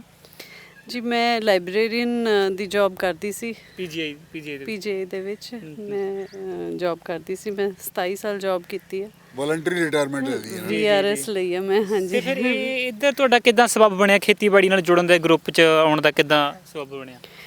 ਇਹ ਕੁਝ ਸਰਕਮਸਟੈਂਸ਼ੀਅਲ ਵੀ ਹੈਗਾ ਤੇ ਇੱਕ ਥੋੜਾ ਜਿਹਾ ਫੈਮਿਲੀ 'ਚ ਵੀ ਕੁਝ ਇਸ ਤਰ੍ਹਾਂ ਦਾ ਵਾਪਰਿਆ। ਮੇਰੀ ਸਿਸਟਰ ਦੀ ਡੈਥ ਹੋਈ ਕੈਂਸਰ ਨਾਲ, ਤੇ ਲੱਗਿਆ ਕਿ ਸਾਰੀ ਦੁਨੀਆ 'ਚ ਬਿਮਾਰੀ ਫੈਲ ਕਿਉਂ ਰਹੀ ਹੈ, ਲੋਕਾਂ ਨੂੰ ਬਿਮਾਰੀਆਂ ਤੋਂ ਬਚਾਉਣ ਲਈ ਇੱਕ ਰਸਤਾ ਦਿਖਿਆ ਇਹ ਕਿ ਕੈਮੀਕਲਸ ਤੋਂ ਲੋਕਾਂ ਨੂੰ ਬਚਾਇਆ ਜਾਏ ਤੇ ਸ਼ਾਇਦ ਹੈਲਦੀ ਲਾਈਫ ਦਿੱਤੀ ਜਾ ਸਕਦੀ ਹੈ। ਤੇ ਇਹ ਗੱਲ ਤਾਂ ਹੀ ਹੈ ਜੀ ਵੀ ਹੁਣ ਆਪਾਂ ਜਦੋਂ ਮੰਡੀ ਤੋਂ ਲੈ ਕੇ ਆਉਣਾ ਆਪਾਂ ਨੂੰ ਪਤਾ ਹੀ ਨਹੀਂ ਆਪਾਂ ਖਾਂਦੇ ਕੀ ਆ। ਨਹੀਂ, ਆਪਾਂ ਨੂੰ ਪਤਾ ਹੈ ਪਰ ਆਪਾਂ ਫੇਰ ਵੀ ਖਾਂਦੇ ਆ ਹੁਣ ਤਾਂ ਪਤਾ ਲੱਗ ਗਿਆ। ਸਾਨੂੰ ਇਹ ਪਤਾ ਹੈ ਵੀ ਇਹ ਨਹੀਂ ਪਤਾ ਉਹਦੇ ਕਿਹੜੀ ਹੋਈ ਹੈ ਉਹਦੇ ਸਾਡੀ ਮਜਬੂਰੀ ਹੈ ਉਸ ਨੂੰ ਖਾਣਾ, ਜਿਹੜੀ ਹੈ ਸਾਡੀ ਮਜਬੂਰੀ ਹੈ। ਬਾਜ਼ਾਰ ਦੇ ਵਿੱਚ ਜਦ ਹੋਰ ਕੋਈ ਚੀਜ਼ ਮਿਲਣੀ ਨਹੀਂ ਤੁਹਾਨੂੰ, ਔਰ ਜਿਹੜੀ ਮਿਲਣੀ ਹੈ ਆਰਗੈਨਿਕ ਹੈ ਕਿ ਉਹ ਵੀ ਆਰਗੈਨਿਕ ਹੈ ਕਿ ਨਹੀਂ ਤੁਹਾਨੂੰ ਆਪਾਂ ਭਰੋਸਾ ਨਹੀਂ ਕਰ ਸਕਦੇ ਉੱਤੇ। ਜੀ ਜੀ ਜੀ ਬਹੁਤ ਸਾਰੇ ਕਿਸਾਨ ਜਿਹੜੇ ਹੈਗੇ ਆ ਇਦਾਂ ਦੇ ਅਸੀਂ ਦੇਖੇ ਆ ਜਿਹੜੇ ਕਿ ਕਹਿ ਕੇ ਆਰਗੈਨਿਕ ਹੈਫਟੀ ਰੇਟਸ ਚਾਰਜ ਕਰ ਲੈਂਦੇ ਆ ਔਰ ਮੰਡੀ ਦੇ ਵਿੱਚੋਂ ਖਰੀਦ ਕੇ ਜਿਹੜੀ ਹੈ ਉਹ ਸਬਜ਼ੀ ਜਿਹੜੀ ਹੈ ਸਪਲਾਈ ਕਰੀ ਜਾਂਦੇ ਆ। ਦੇਖਣ ਨੂੰ ਸੋਹਣੀ ਜੀ ਲੱਗਦੀ ਹੋਵੇ ਉਹਨੂੰ ਆਰਗੈਨਿਕ ਕਹਿ ਦੇਣਾ। ਹਾਂ, ਜਿਹੜੀ ਬਹੁਤ ਅੱਛੀ ਹੈ, ਲੋਕਾਂ ਦਾ ਵੀ ਇਹ ਟ੍ਰੈਂਡ ਹੈ। ਸਾਡੇ ਆਪਣੇ ਮੈਂਬਰਸ ਇਦਾਂ ਦੇ ਬਹੁਤ ਹੈ ਵੀ ਉਹ ਕਹਿੰਦੇ ਆ ਵੀ ਦਿੱਖ ਨਹੀਂ ਹੈਗੀ। ਅਸੀਂ ਇਹਨਾਂ ਨੂੰ ਬਹੁਤ ਸਮਝਾਉਣ ਦੀ ਕੋਸ਼ਿਸ਼ ਕਰਦੇ ਹਾਂ ਕਿ ਦਿੱਖ ਆਰਗੈਨਿਕ ਦਿੱਖ ਕਦੇ ਵੀ ਨਹੀਂ ਹੋਏਗੀ। ਆਰਗੈਨਿਕ ਸਬਜ਼ੀ ਹੋਈ ਹੈ ਜਿਹਦੀ ਦਿੱਖ ਨਹੀਂ ਹੈ। ਜੇ ਉਹਨੂੰ ਸਾਫ਼ ਕਰਤਾ, ਕਾਂਟ ਛਾਂਟ ਕਰਤੀ, ਐਸਿਡ ਦੇ ਨਾਲ ਧੋਤਾ, ਕਿਸੇ ਕੈਮੀਕਲ ਨਾਲ ਧੋਤਾ, ਫਿਰ ਤਾਂ ਉਹ ਸੋਹਣੀ ਦਿਖਣ ਲੱਗ ਜਾਏਗੀ। ਇਹ ਤਾਂ ਉਹ ਤਾਂ ਜਿੱਥੋਂ ਮਰਜ਼ੀ ਲੈ ਲਓ ਉਹ ਸੋਹਣੀ ਸਬਜ਼ੀ ਨੂੰ। ਇੱਧਰ ਆ ਤੁਸੀਂ ਮੈਂ ਦੇਖ ਰਿਹਾ ਵੀ ਦੇਖੋ ਇਹ ਗੱਲ ਇਹ ਹੈ ਨਾ ਵੀ ਹੁਣ ਜਦੋਂ ਆਰਗੈਨਿਕ ਖੇਤੀ ਕਰਦੇ ਆ ਤਾਂ ਖੇਤੀ ਦੇ ਨਾਲ ਮੱਖੀਆਂ ਦਾ ਬੜਾ ਸੰਬੰਧ ਹੈ। ਇੱਕ ਤਰੀਕੇ ਦੇ ਨਾਲ ਇਹ ਵਰਕਰ ਹੀ ਨੇ ਜਿਹੜੇ ਤੁਹਾਡੀ ਪ੍ਰੋਡਕਸ਼ਨ ਵਧਾਉਂਦੇ ਨੇ। ਜਦੋਂ ਤੱਕ ਸਹੀ ਤਰੀਕੇ ਨਾਲ ਪੋਲੀਨੇਸ਼ਨ ਨਹੀਂ ਹੁੰਦੀ ਤਾਂ ਉਹ ਫਰੂਟਿੰਗ ਦਾ ਬਹੁਤ ਅਸਰ ਪੈਂਦਾ। ਤੇ ਇਹ ਫਿਰ ਤੁਸੀਂ ਦੋ ਚਾਰ ਚੀਜ਼ਾਂ ਜਿਵੇਂ ਇੱਧਰ ਮਟਕਾ ਤੁਸੀਂ ਘੜਾ ਰੱਖ ਕੇ ਉਹਨੂੰ ਪਾਣੀ ਦਾ ਕੀਤਾ ਹੋਇਆ ਤੇ ਆਹ ਸੁਪਰ ਡੱਬੇ ਲਾਏ ਹੋਏ ਨੇ, ਇਹਦਾ ਕਿਵੇਂ ਸਬਬ, ਇਹ ਕੀ ਸੋਚ ਕੇ ਲਾਏ ਤੁਸੀਂ ਫਿਰ? ਇਹ ਜਿਹੜੀ ਮੇਨ ਜਿਹੜੀ ਲੋੜ ਹੁੰਦੀ ਹੈ ਨਾ ਜੀ ਸਾਨੂੰ ਸਬਜ਼ੀਆਂ ਦੇ ਵਿੱਚ ਪੋਲੀਨੇਸ਼ਨ ਦੀ ਜ਼ਰੂਰਤ ਹੁੰਦੀ ਹੈ। ਔਰ ਪੋਲੀਨੇਟਰ ਜਿਹੜੇ ਆ ਸਾਡੇ ਜਿਹੜੇ ਆ ਪੰਜਾਬ ਦੇ ਵਿੱਚ ਬਹੁਤ ਹੀ ਘੱਟ ਹੈਗੇ ਆ। ਮੇਨ ਪੋਲੀਨੇਟਰ ਜਿਹਨੂੰ ਆਪਾਂ ਕਹਿ ਸਕਦੇ ਹਾਂ ਉਹ ਸ਼ਹਿਦ ਦੀ ਮੱਖੀ ਬਹੁਤ ਵੱਡਾ ਪੋਲੀਨੇਟਰ ਹੈ ਜਿਹੜਾ ਕਿ ਸਬਜ਼ੀਆਂ ਦੀ ਪ੍ਰੋਡਕਸ਼ਨ ਨੂੰ ਵਧਾਉਣ ਦੇ ਵਿੱਚ ਮਦਦ ਕਰਦਾ ਹੈ। ਤੇ ਸਾਡੇ ਕਿਉਂਕਿ ਸਾਡੇ ਚਾਰੇ ਪਾਸੇ ਜਿਹੜੇ ਹੈ ਕੈਮੀਕਲ ਖੇਤੀ ਹੁੰਦੀ ਸੀ, ਪੋਲੀਨੇਟਰ ਦੀ ਕਮੀ ਸੀਗੀ। ਅਸੀਂ ਉਹ ਪੋਲੀਨੇਟਰ ਆਪਣੇ ਖੇਤ 'ਚ ਲਿਆਉਣ ਵਾਸਤੇ ਅਸੀਂ ਜਿਹੜੇ ਆ ਸ਼ਹਿਦ ਦੀਆਂ ਮੱਖੀਆਂ ਜਿਹੜੀਆਂ ਉਹਦੇ ਬਕਸੇ ਜਿਹੜੇ ਆ ਆਪਣੇ ਖੇਤ ਦੇ ਵਿੱਚ ਲਿਆਂਦੇ। ਅਸੀਂ ਇੱਕ ਬਕਸੇ ਤੋਂ ਸਟਾਰਟ ਕੀਤਾ ਸੀਗਾ, ਉਹਦੇ ਵਿੱਚ 10 ਟਰੇਆਂ ਸੀਗੀਆਂ, 10 ਟਰੇਆਂ ਖਰੀਦ ਕੇ ਲਿਆਂਦੀਆਂ। ਉਸ ਤੋਂ ਬਾਅਦ ਇਸ ਵੇਲੇ ਸਾਡੀਆਂ 60 ਟਰੇਆਂ ਜਿਹੜੀਆਂ ਉਹ ਬਣ ਚੁੱਕੀਆਂ ਹੈਗੀਆਂ। ਇਹ ਫਿਰ ਤੁਸੀਂ ਜਿਹੜੇ ਆਪਣੇ ਮੈਂਬਰ ਨੇ ਉਹਨਾਂ ਨੂੰ ਵੀ ਸ਼ਾਇਦ ਨਾਲ ਸ਼ਾਇਦ ਹੋਈ ਜਾਂਦਾ ਨਾ? ਹਜੇ ਅਸੀਂ ਸ਼ਹਿਦ ਦੇ ਚੋਂ ਕੱਢਿਆ ਨਹੀਂ ਕਿਉਂਕਿ ਅਸੀਂ ਅਜੇ ਇਹਨਾਂ ਦੀ ਤਾਦਾਦ ਹੀ ਵਧਾ ਰਹੇ ਹਾਂ ਤਾਂ ਕਿ ਜਿਹੜੀ ਹੈ ਸਾਡੀ ਕੁਆਂਟੀਟੀ ਜਿਹੜੀ ਹੈ ਮੱਖੀਆਂ ਦੀ ਇੰਨੀ ਵੱਧ ਜਾਵੇ ਕਿ ਸਾਡੇ ਬਾਹਰੋਂ ਕਿਸੇ ਪੋਲੀਨੇਟਰ ਨੂੰ ਆਉਣ ਦੀ ਲੋੜ ਹੀ ਨਾ ਪਵੇ। ਸਾਡੀ ਪੋਲੀਨੇਸ਼ਨ ਜਿਹੜੀ ਹੈ ਉਹਦੇ ਵਾਸਤੇ ਇੱਥੇ ਹੀ ਸਫੀਸ਼ੀਐਂਟ ਅੰਦਰ ਹੀ ਹੋ ਜਾਏ। ਇੱਕ ਹੋਰ ਚੀਜ਼ ਮੈਂ ਦੇਖ ਰਿਹਾ ਸੀ ਇੱਧਰ ਦੇਖੋ ਵੀ ਅਕਸਰ ਕੀ ਹੁੰਦਾ ਜਦੋਂ ਜ਼ਿਆਦਾ ਪਾਣੀ ਹੋ ਜਾਂਦਾ ਤਾਂ ਕਈ ਵਾਰ ਮੱਖੀਆਂ ਮਰਨ ਮੁਰਨ ਲੱਗ ਜਾਂਦੀਆਂ ਨੇ ਜਾਂ ਡੁੱਬ ਕੇ ਕੋਈ ਪਾਣੀ ਨਾਲ, ਪਰ ਆ ਬੜਾ ਵਧੀਆ ਸਿਸਟਮ ਕੀਤਾ ਹੋਇਆ। ਇਹ ਸਾਡੇ ਇੱਕ ਗਾਈਡ ਸੀ ਜੀ ਆਰਗੈਨਿਕ ਦੇ ਵਿੱਚ ਡਾਕਟਰ ਰਾਜਵੀਰ ਜੀ ਸਾਡੇ ਗਾਈਡ ਸੀਗੇ। ਉਹਨਾਂ ਨੇ ਸਾਨੂੰ ਇਹ ਕਿਹਾ ਕਿ ਮੱਖੀਆਂ ਜਿਹੜੀਆਂ ਹੈਗੀਆਂ ਉਹ ਜੇ ਤੁਸੀਂ ਕਿਸੇ ਬਰਤਨ ਦੇ ਵਿੱਚ ਪਾਣੀ ਪਾ ਕੇ ਰੱਖੋਗੇ ਤਾਂ ਉਹਦੇ ਵਿੱਚ ਡੁੱਬ ਕੇ ਜ਼ਿਆਦਾ ਮੱਖੀਆਂ ਮਰ ਜਾਂਦੀਆਂ ਹੈਗੀਆਂ। ਤਾਂ ਉਹਨਾਂ ਨੇ ਇਹ ਇਨਸਟਰੂਮੈਂਟ ਜਿਹੜਾ ਹੈਗਾ ਸਾਨੂੰ ਡਿਜ਼ਾਈਨ ਕਰਕੇ ਦਿੱਤਾ ਜਿਹਦੇ ਵਿੱਚ ਇਹ ਘੜੇ ਦੇ ਵਿੱਚ ਅਸੀਂ ਪਾਣੀ ਸਵੇਰੇ ਸ਼ਾਮੀ ਭਰ ਦਿੰਦੇ ਹਾਂ ਔਰ ਇਹ 'ਚੋਂ ਡ੍ਰੌਪ ਪਾਣੀ ਜਿਹੜਾ ਗਿਰਦਾ ਰਹਿੰਦਾ ਹੈਗਾ ਔਰ ਡ੍ਰੌਪ ਪਾਣੀ ਜਿਹੜੇ ਉਹ 'ਤੇ ਬੈਠ ਕੇ ਮੱਖੀ ਜਿਹੜੀ ਹੈ ਉਹਨੂੰ ਸਿਪ ਕਰਦੀ ਰਹਿੰਦੀ ਹੈਗੀ ਹੈ। ਖਾਸ ਕਰਕੇ ਗਰਮੀਆਂ ਦੇ ਵਿੱਚ ਇਸ ਦੀ ਬਹੁਤ ਜ਼ਰੂਰਤ ਪੈਂਦੀ ਹੈ ਔਰ ਇਹ ਈਜ਼ੀ ਹੈ ਕਿਉਂਕਿ ਓਪਨ ਦੇ ਵਿੱਚ ਪਾਣੀ ਗਰਮੀ ਦੇ ਵਿੱਚ ਤੁਹਾਨੂੰ ਕਿਤੇ ਵੀ ਨਹੀਂ ਮਿਲੇਗਾ। ਮੱਖੀ ਨੂੰ ਪਾਣੀ ਤੋਂ ਬਗੈਰ ਜਿਹੜਾ ਚਲਾਉਣਾ ਬਹੁਤ ਔਖਾ ਹੈਗਾ, ਗਰਮੀ 'ਚ ਉਹਨੂੰ ਪਾਣੀ ਦੀ ਜ਼ਰੂਰਤ ਪੈਂਦੀ ਹੈ। ਇਸ ਕਰਕੇ ਇਹ ਜਿਹੜੀ ਹੈ ਡਿਵਾਈਸ ਅਸੀਂ ਜਿਹੜੀ ਹੈ ਇਹ ਬਣਵਾਈ।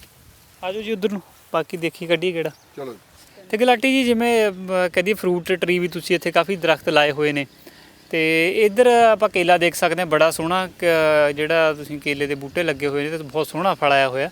ਇਹ ਕਿੰਨੀ ਕੁ ਜਗ੍ਹਾ 'ਚ ਲਾਇਆ ਹੋਇਆ, ਇਹੀ ਨੇ ਬਸ ਇਹ? ਨਹੀਂ ਜੀ ਨਹੀਂ, ਪੂਰੀ ਫਾਰਮ ਦੇ ਵਿੱਚ ਬਾਉਂਡਰੀ ਜਿਹੜੀ ਹੈ ਸਾਡੀ ਬਾਰਬਡ ਵਾਇਰ ਦੀ ਬਣੀ ਹੋਈ ਹੈ। ਉਸ ਤੋਂ 8 ਫੁੱਟ ਅੰਦਰ ਛੱਡ ਕੇ ਹਰ 10 ਫੁੱਟ ਦੇ ਉੱਤੇ ਤੁਹਾਨੂੰ ਇੱਕ ਜਿਹੜਾ ਫਰੂਟ ਟਰੀ ਮਿਲੇਗਾ। ਤਕਰੀਬਨ 40 ਵੈਰਾਈਟੀਜ਼ ਦੇ 500 ਦਰਖਤ ਜਿਹੜੇ ਆ ਅਸੀਂ ਇੱਥੇ ਫਰੂਟ ਟਰੀ ਜਿਹੜੇ ਆ ਲਗਾਏ ਹੋਏ ਆ। ਅੱਛਾ, ਕੁਝ ਸਾਨੂੰ ਫਰੂਟਿੰਗ ਵੀ ਦੇਣ ਲੱਗ ਪਏ ਆ, ਜਿਸ ਤਰ੍ਹਾਂ ਕਿ ਸੱਜੇ ਹੱਥ ਤੁਸੀਂ ਦੇਖਿਆ ਕੇਲੇ ਦੇ ਅਸੀਂ 5 ਪੌਦੇ ਸਿਰਫ ਮੈਡਮ ਜੀਵਨ ਜੋਤ ਜੀ ਦੇ ਘਰੋਂ ਲੈ ਕੇ ਆਉਂਦੇ ਸੀਗੇ ਔਰ ਉਹ 5 ਪੌਦਿਆਂ ਤੋਂ ਅਸੀਂ ਸਟਾਰਟ ਕਰਕੇ ਇਸ ਵੇਲੇ ਸਾਡੇ 40 ਤੋਂ ਉੱਪਰ ਪੌਦੇ ਆ। ਔਰ ਸਾਹਮਣੇ ਤੁਸੀਂ ਦੇਖ ਰਹੇ ਹੋ 4 ਜਿਹੜੇ ਆ ਪੌਦੇ ਆ, ਉਹਨਾਂ ਦੇ ਫਰੂਟ ਵੀ ਬਹੁਤ ਅੱਛਾ ਫਰੂਟ ਜਿਹੜਾ ਆਇਆ ਹੋਇਆ ਹੈਗਾ। ਔਰ ਇਹ ਫਰੂਟ ਜਿਹੜਾ ਅਸੀਂ ਬਤੌਰ ਸਬਜ਼ੀ ਅਸੀਂ ਆਪਣੇ ਮੈਂਬਰਸ ਨੂੰ ਐਜ਼ ਰਾਹ ਬਨਾਨਾ ਉਹਨਾਂ ਨੂੰ ਸਪਲਾਈ ਕਰਦੇ ਹਾਂ ਔਰ ਉਹਨੂੰ ਬਹੁਤ ਖੁਸ਼ੀ ਨਾਲ ਉਹ ਖਾਂਦੇ ਆ ਵੀ ਬਹੁਤ ਵਧੀਆ ਚੀਜ਼ ਹੈ। ਤੇ ਗੁਲਾਟੀ ਜਿਵੇਂ ਗੱਲ ਇਹ ਵੀ ਅੱਜ ਕੱਲ੍ਹ ਕਿਸਾਨ ਨੇ ਜਿਹੜੇ ਉਹ ਵੀ ਕਣਕ ਝੋਨਾ ਚੀਜ਼ਾਂ ਰਹਿ ਗਈਆਂ ਤੇ ਫਰੂਟ ਆਪਾਂ ਨੂੰ ਬਾਜ਼ਾਰੋਂ ਖਰੀਦਣਾ ਪੈਂਦਾ। ਜਦੋਂ ਆਪਣੇ ਕੋਲ ਖੇਤ ਨੇ ਆਪਾਂ ਕਿਉਂ ਨਹੀਂ ਉਹਦੇ ਵਿੱਚ ਫਲਦਾਰ ਬੂਟੇ ਲਾਉਂਦੇ? ਜਿਵੇਂ ਹੁਣ ਤੁਸੀਂ ਦੱਸਿਆ ਵੀ 100 ਤੋਂ ਉੱਤੇ ਜਿਹੜਾ ਤਕਰੀਬਨ ਤੁਸੀਂ ਬੂਟਾ ਲਾਇਆ ਹੋਇਆ, ਕਿਹੜੇ ਫਲਾਵਰ ਨੇ ਇਹਦੇ ਫਰੂਟ ਦੇ ਟਰੀ ਨੇ ਇਹਦੇ ਵਿੱਚ? 40 ਵੈਰਾਈਟੀ ਦੇ ਫਰੂਟ ਜਿਹੜੇ ਆ ਅਸੀਂ ਲਗਾ ਚੁੱਕੇ ਹਾਂ ਜੀ ਇਹਦੇ ਵਿੱਚ, ਜਿਹਦੇ ਵਿੱਚ ਬਨਾਨਾ, ਅੰਬ, ਕਿੰਨੂ, ਨਿੰਬੂ, ਅਮਰੂਦ, ਅਨਾਰ, ਜਿਹਨੂੰ ਆਪਾਂ ਲੋਕਾਟ, ਲੀਚੀ ਤੇ ਨਾਸ਼ਪਤੀ, ਬੱਬੂ ਗੋਸ਼ਾ, ਮਾਲਟਾ, ਮੌਸੰਮੀ, ਆਮਲਾ, ਇਮਲੀ, ਸਾਰੇ ਲਾਏ ਹੋਏ ਨੇ ਲੈਣ ਦੇ ਵਿੱਚ। ਇਹ ਸਾਰੀ ਕਿੰਨੂ ਦੇ ਬੂਟੇ ਆ, ਇਹ ਸਾਰੇ ਦੇਖੋ 20 ਬੂਟੇ ਕਿੰਨੂ ਦੇ ਆ। ਇਹ ਸਾਡੇ ਇੱਕ ਮੈਂਬਰ ਹੈਗੇ ਆ ਡਾਕਟਰ ਮਨਫੂਲ, ਜੋ ਕਿ ਪੀਜੀਆਈ ਦੇ ਵਿੱਚ ਹੈਗੇ ਆ, ਹੈੱਡ ਆਫ ਦੀ ਡਿਪਾਰਟਮੈਂਟ ਹੈਗੇ ਆ ਉੱਥੇ, ਉਹਦੇ ਸੈਕਸ਼ਨ ਦੇ ਜਿਹੜਾ ਰੇਡੀਓਲੋਜੀ ਸੈਕਸ਼ਨ ਦੇ ਹੈੱਡ ਹੈਗੇ ਆ ਉਹਨਾਂ ਨੇ ਸਾਨੂੰ 20 ਬੂਟੇ ਡੋਨੇਟ ਕੀਤੇ ਆ, ਅਬੋਹਰ ਤੋਂ ਲੈ ਕੇ ਆਏ ਆ ਇਹ। ਤੇ ਇੱਧਰ ਜਿਹੜਾ ਪਿੱਛੇ ਤੁਸੀਂ ਗ੍ਰੀਨ ਹਾਊਸ ਵਗੈਰਾ ਬਣਾਏ ਹੋਏ ਨੇ, ਇਹਦੇ ਵਿੱਚ ਵੀ ਤੁਸੀਂ ਪਨੀਰੀ ਵਗੈਰਾ ਤਿਆਰ ਕਰਦੇ ਹੋ? ਹਾਂਜੀ, ਮੇਨ ਮਤਲਬ ਸਾਡਾ ਜਿਹੜਾ ਇਸ ਨੂੰ ਗ੍ਰੀਨ ਹਾਊਸ ਬਣਾਉਣ ਦਾ, ਅਸੀਂ ਇਹਦੇ ਪਨੀਰੀ ਤਿਆਰ ਕਰਨਾ ਚਾਹੁੰਦੇ ਹਾਂ ਔਡ ਸੀਜ਼ਨ ਦੇ ਵਿੱਚ, ਕਿਉਂਕਿ ਅਗੇਤੀ ਸਬਜ਼ੀ ਜਿਹੜੀ ਹੈਗੀ ਆ ਉਹ ਬਹੁਤ ਬਾਜ਼ਾਰ 'ਚ ਮਹਿੰਗੀ ਮਿਲਦੀ ਹੈ ਤੇ ਅਗੇਤੀ ਸਬਜ਼ੀ ਵਾਸਤੇ ਜਿਹੜੀ ਪਨੀਰੀ ਹੈ ਉਹ ਕੰਟਰੋਲ ਕੰਡੀਸ਼ਨ ਦੇ ਵਿੱਚ ਹੀ ਤਿਆਰ ਕੀਤੀ ਜਾ ਸਕਦੀ ਹੈ। ਫਿਲਹਾਲ ਅਸੀਂ ਇਹਦੇ ਵਿੱਚ ਕੁਝ ਦੇਸੀ ਬੀਜ ਜੈਤੋ ਤੋਂ ਮੰਗਾ ਕੇ ਸੀਡ ਜਿਹੜੀ ਹੈ ਵਧਾਉਣ ਦੇ ਵਾਸਤੇ, ਉਹ ਦੇਸੀ ਬੀਡ 10 ਵੈਰਾਈਟੀਜ਼ ਦੇ, ਜਿਹਦੇ ਵਿੱਚ ਲੋਬੀਆ ਹੈ, ਭਿੰਡੀ ਹੈ, ਘੀਆ ਹੈ, ਕੱਦੂ ਹੈ, ਇਸ ਤਰ੍ਹਾਂ ਦੇ 10 ਜਿਹੜੀ ਹੈਗੇ ਆ ਵੈਰਾਈਟੀ ਦੇ ਅਸੀਂ ਸਬਜ਼ੀਆਂ ਦੇ ਸਿਰਫ ਬੀਜ ਬਣਾਉਣ ਵਾਸਤੇ ਉਹਦੇ ਅੰਦਰ ਅਸੀਂ ਲਗਾਏ ਹੋਏ ਆ। ਹੁਣ ਆਉਣ ਵਾਲਾ ਸੀਜ਼ਨ ਜਿਹੜਾ ਆਉਣਾ ਹੈ ਅੱਗੇ ਸਰਦੀਆਂ ਦਾ, ਉਹਦੀ ਪਨੀਰੀ ਅਸੀਂ ਹੁਣ ਇਹਦੇ ਵਿੱਚ ਅੰਦਰ ਹੀ ਤਿਆਰ ਕਰਾਂਗੇ ਜੀ। ਤੇ ਇੱਧਰ ਪਿੱਛੇ ਜਿਹੜੀ ਪੈਲੀ ਹੈ ਇੱਧਰ ਤੁਸੀਂ ਲਾ ਕੇ ਬਣਾਇਆ ਹੋਇਆ ਡ੍ਰਿਪ ਡਰੂਪ ਵੀ ਦਾ ਵੀ ਕੰਮ ਹੀ ਚੱਲਦਾ। ਡ੍ਰਿਪ ਫਿਰ ਹਾਲ ਹੀ ਵਿੱਚ ਲਾਈ ਹੈ ਪਾਣੀ, ਕਿਉਂਕਿ ਤੁਸੀਂ ਦੱਸਿਆ ਵੀ ਲੱਗੇ ਨੂੰ ਸਾਡਾ ਸਾਰਾ 1.5 ਮਹੀਨਾ ਹੀ ਹਜੇ ਹੋਇਆ। ਅੱਛਾ। ਹੁਣ ਅਸੀਂ ਜਿਹੜਾ ਥੱਲੇ ਵਾਲਾ ਜਿਹੜਾ ਪੋਰਸ਼ਨ ਸਾਡਾ 2 ਏਕੜ ਦੀ ਜਗ੍ਹਾ ਹੈਗੀ ਹੈ, ਜਿਹੜੀ ਕਿ ਹੁਣ ਤੁਸੀਂ ਦੇਖ ਰਹੇ ਹੋ, ਰੂੜੀ ਖਾਦ ਪਾਈ ਹੋਈ, ਇਹਦੇ 'ਚ ਅਸੀਂ ਰੂੜੀ ਖਾਦ ਜਿਹੜੀ ਆ ਸਾਡੇ ਕੋਲ ਅਸੀਂ ਆਪਣੀ ਇਕੱਠੀ ਜਿਹੜੀ ਹੈ 12 ਟਰਾਲੀਆਂ ਮੰਗਾ ਲਈਆਂ ਸੀਗੀਆਂ, ਔਰ ਉਸ ਦੇ ਉੱਤੇ ਡੀਕੰਪੋਜ਼ਰ ਪਾ ਕੇ ਅਸੀਂ ਉਸ ਨੂੰ ਜਿਹੜਾ ਗਾਲਿਆ, ਡੀਕੰਪੋਜ਼ ਕਰਿਆ। ਹੁਣ ਟਰੈਕਟਰ ਫਰਾ ਕੇ ਇਹਦੇ ਵਿੱਚ ਅਸੀਂ ਜਿਹੜੇ ਹੈਗੇ ਰੂੜੀ ਦੇ ਢੇਰ ਪਾਏ ਹੋਏ ਆ ਇਹਦੇ ਵਿੱਚ। ਇਹ ਜਿਹੜੀ ਹੈ ਹੁਣ ਇਹਨੂੰ ਵਾਹ ਕੇ ਇਹਦੇ ਵਿੱਚ ਅਸੀਂ ਜਿਹੜੇ ਆ ਸੈਕਿੰਡ ਲੋਟ ਗਰਮੀਆਂ ਦਾ ਸਬਜ਼ੀਆਂ ਦਾ ਅਸੀਂ ਲਗਾਇਆ। ਇੱਧਰ ਜਿਹੜੀ ਡ੍ਰਿਪ ਲਾਈ ਹੋਈ ਹੈ ਇਹਦੇ ਵਿੱਚ ਕਿਹੜੀ ਸਬਜ਼ੀ ਲਾਈ ਹੋਈ ਹੈ ਤੁਸੀਂ? ਸਾਰੀਆਂ ਗਰਮੀ ਦੀਆਂ ਸਬਜ਼ੀਆਂ ਸੈਕਿੰਡ ਲੋਟ ਅਸੀਂ ਲਗਾਇਆ ਹੈ, ਘੀਆ, ਕੱਦੂ, ਕਰੇਲਾ, ਧਨੀਆ, ਭਿੰਡੀ, ਇਹ ਸਾਰੀਆਂ ਜਿਹੜੀਆਂ ਸਬਜ਼ੀਆਂ ਗਰਮੀਆਂ ਦੀਆਂ ਹੋ ਸਕਦੀਆਂ ਉਹ ਪੂਰੀਆਂ ਦੀਆਂ ਪੂਰੀਆਂ ਇਸ ਡ੍ਰਿਪ ਦੇ ਉੱਤੇ ਹੁਣ ਲੱਗੀਆਂ ਹੋਈਆਂ। ਤੇ ਮੈਮ ਤੁਸੀਂ ਦੇਖੋ ਬੰਦੇ ਵੀ ਰੱਖੇ ਹੋਏ ਨੇ, ਪਰ ਹੁੰਦਾ ਵੀ ਇਕੱਲਾ ਜਦੋਂ ਬੰਦਾ ਖੇਤ 'ਚ ਆਉਂਦਾ ਨਾ ਹੁੰਦਾ ਵੀ ਆਪ ਵੀ ਕੋਈ ਨਾ ਕੋਈ ਕਰੀ ਜਾਈਏ, ਤੇ ਤੁਸੀਂ ਕੀ ਸੱਪ ਕੱਢਦੇ ਹੋ ਇੱਥੇ?